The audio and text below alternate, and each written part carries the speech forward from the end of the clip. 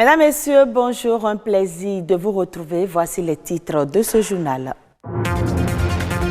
Aujourd'hui, 1er juin, c'est la journée nationale de l'arbre, une célébration placée sous le thème « Arbre et éducation pour une économie verte ».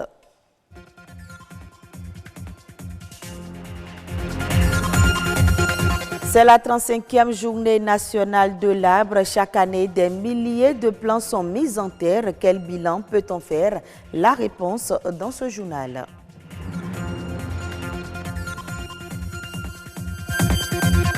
Il est désormais interdit en République du Bénin l'importation, la commercialisation et l'utilisation des feuilles de tôle ondulées non laquées. La décision a été prise en Conseil des ministres. Nadej Sani nous amène à la découverte de tôles ondulées non laquées.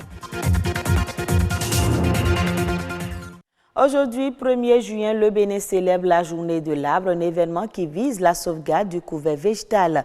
Il donne également le top du mois du reboisement. Quel regard les citoyens portent sur cette journée? Amitié Sagwidi et Rebecca Adinako reviennent ici sur l'idée qui sous-tend l'instauration de cette journée. Sans les végétaux, il n'y a pas de vie. Planter des arbres est l'une des solutions envisagées pour freiner le phénomène de la désertification et contribuer à l'équilibre de l'écosystème. Initiée en 1872 par Sterling Morton, ancien secrétaire à l'agriculture des États-Unis, l'idée a pris corps au Bénin en 1985 sous le régime du président Mathieu Kérékou. La date du 1er juin a été donc choisie comme journée de l'arbre et marque ainsi le point de départ de cette opération devenue un rendez-vous annuel. La journée de l'arbre est une journée de célébration dans le but de pouvoir planter ou entretenir les arbres que nous avons. La journée de l'arbre est là pour vous rappeler que vous devez remplacer ce que vous avez enlevé. Cela est capital. Vous devez remplacer ce que vous avez enlevé. Chaque fois on en prélève. On mange les mangues, on mange ci, on mange ça, on coupe les bois, on enlève ci pour pouvoir avoir l'eau de vie. Comme on le dit le soda Duchesne là, il faut abattre des arbres. Mais il faut les remplacer. La 35e édition de cette opération a pour thème Arbre et éducation pour une économie verte.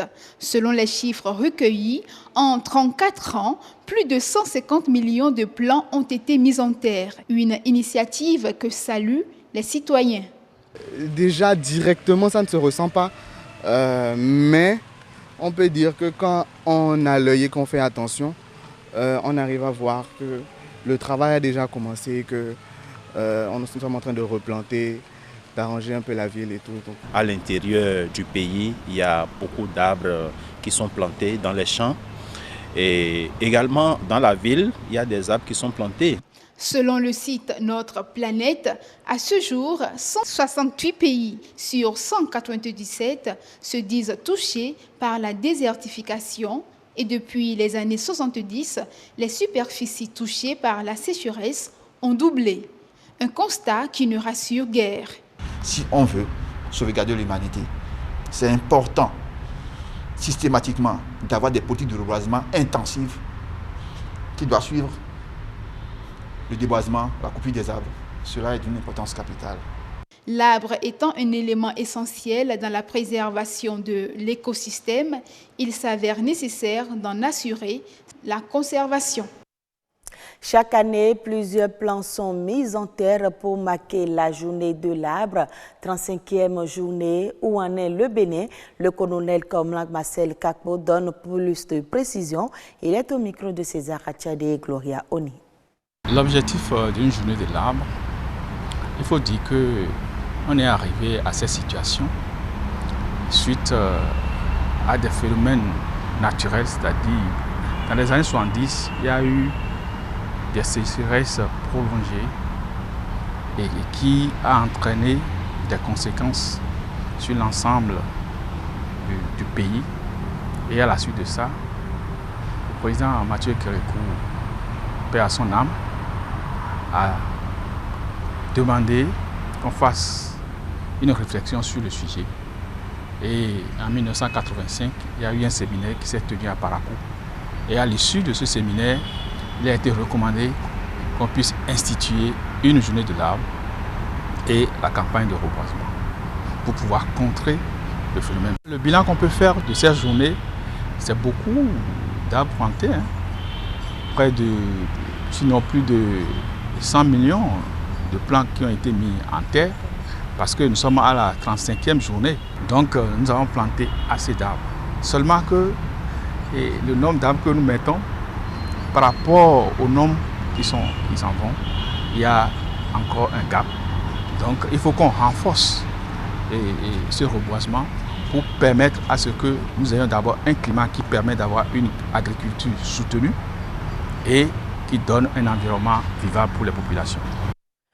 Autre élément dans ce journal, d'ici un an, l'importation, la commercialisation et l'utilisation des feuilles de tôle ondulées non laquées ne seront plus autorisées sur le territoire béninois. La décision de cette interdiction a été prise il y a plus d'une semaine en Conseil des ministres. Quelle appréciation les commerçants font de cette décision? Le moratoire leur permet-il d'écouler les stocks disponibles? Nadia Sani et Calvador Awanou se sont rendus sur quelques lieux de vente, suivant le reportage. Plus de tôles ondulées galvanisées non laquées au Bénin. Le décret du gouvernement interdisant l'importation, la distribution et l'utilisation dans un délai d'un an de ces feuilles de tôle a été pris en Conseil des ministres. Chez les commerçants de ce matériau de construction, la décision semble être bien perçue. Un gouvernement d'or, tôle galvanisée. Le gouvernement interdit la vente des feuilles de tôle ondulées au Bénin à cause des reflets dus aux rayons solaires qui sont nuisibles pour les yeux. Et même quand ces tôles sont rouillées, le gaz dégagé par ces tôles nous rend malades. Lorsque vous allez dans la sous-région, que ce soit en Côte d'Ivoire, au Ghana ou au Nigeria, aujourd'hui, la tendance est d'utiliser des tôles laquées. Au-delà de ça, il y a quand même un aspect technique.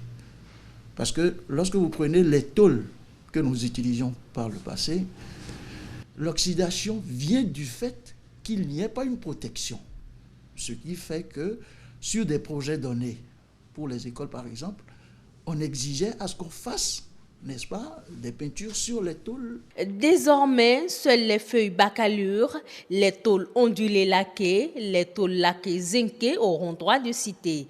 Ces tôles allient esthétique et résistance, même si à l'achat, le coût semble élevé. Environ 60 à 90 000 francs CFA pour ces matériaux modernes, contre 35 à 40 000 francs CFA pour les tôles ordinaires. La chaleur faisant son effet, ces genres de tôles permettent justement de ne pas trop sentir la chaleur. Alors la différence peut-être à l'achat, le client constate que les tôles laquées sont plus chères, mais attention, elles durent beaucoup plus dans le temps. Même si les marchands de ces équipements n'éprouvent aucune objection face à la décision, ils ont quand même quelques inquiétudes. Si les tôles qu'on doit vendre désormais sont importées et si le coût peut être le même que celui auquel nous vendons les tôles ondulées et ne pas nous créer des soucis pour la vente, c'est bon. Nous allons demander peut-être au gouvernement de revoir les mesures d'accompagnement comme on l'a fait en son temps pour les tuiles. Donner 12 mois pour des gens qui ont stocké, vous savez, le déstockage, ce n'est pas systématique. Pour certains vendeurs ayant requis l'anonymat, cette décision du gouvernement est un peu précipitée et répond plus à un souci d'esthétique. Que deviendraient donc les stocks existants et même en route pour le Bénin? Qu'adviendrait-il des sociétés existantes uniquement pour l'importation ou la fabrication de ces feuilles de tôle et de leurs nombreux employés? Pour l'heure, ces questions peinent à trouver réponse. Au Rwanda, le gouvernement lance le programme 2000 logements à Kigali, coût de la construction, 131 millions de dollars. Ce nouveau programme devrait permettre de construire des bâtiments communautaires, des parcs publics, des magasins et une place de marché. Au total, environ 2800 logements devraient sortir de terre à la fin du projet pour accueillir environ 14 000 personnes. Avec ce projet, ce sont des centaines d'emplois temporaires et permanents qui seront créés. Les autorités espèrent ainsi combler le déficit de logements estimé à environ 30 000 unités d'habitation auxquelles fait face la ville de Kigali.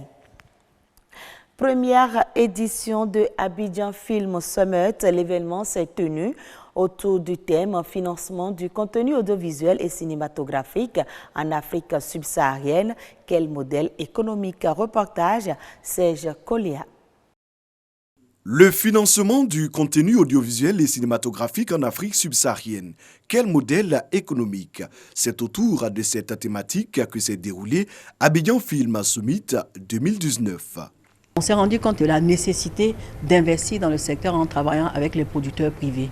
On n'avait pas vraiment ces moyens, les guichets ne permettant pas d'avoir tous ces moyens. On s'est dit qu'il fallait mener une réflexion qui permette à du privé de s'associer à l'État, donc le partenariat public-privé, pour permettre à ce secteur de passer à sa phase d'industrialisation. 4 panels ont été organisés au cours de cette plateforme d'échange. La thématique autour du mécanisme institutionnel d'appui au secteur de la production audiovisuelle et du cinéma a été animée par le ministre de la Communication et des Médias, Sidi Temoko Touré, le président du Fonds de soutien à l'industrie cinématographique, Diakité Mamidou Koulibaly, et le directeur général de la RTI, Fosseni Dambeli. Pays invité d'honneur de cette plateforme d'échange, le Nigeria. Objectif, s'inspirer du modèle à succès de Nollywood. Au Nigeria, ce qu'on a pu faire, c'est qu'on n'a pas arrêté de produire. Nos productions sont étendues sur l'Afrique. On n'a pas eu peur et c'est vraiment ce qui fait notre success story. Le gouvernement nous a aidés, et ils ont facilité au niveau de l'administration, mais leur aide est vraiment loin de tout ce qu'on a pu avoir, même en termes de financement privé. Il faudrait produire davantage et davantage et d'être audacieux. Abidjan Film Summit est une initiative de la RTI. Cette plateforme vise à mener des réflexions pour le développement d'une véritable industrie de l'audiovisuel et du cinéma sous nos tropiques. Et c'est la fin de ce journal. Merci à vous de l'avoir suivi.